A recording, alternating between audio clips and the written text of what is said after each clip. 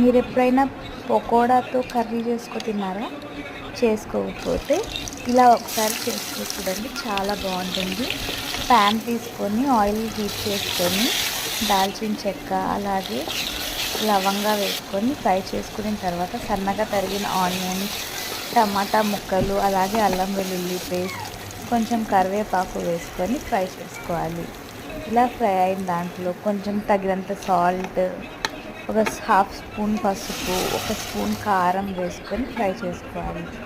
ఇప్పుడు మనం పకోడా వేసుకొని ఫ్రై చేసుకున్న తర్వాత కొంచెం వాటర్ పోసుకొని బాగా ఉడికించుకోవాలి. ఇలా ఉడికించిన దానిలో కొంచెం కొత్తిమీర వేసుకొని దించేసుకుందాం. వీటిని చపాతీలో కానీ రైస్ కానీ చాలా బాగుంటుందండి. ట్రై చేయండి.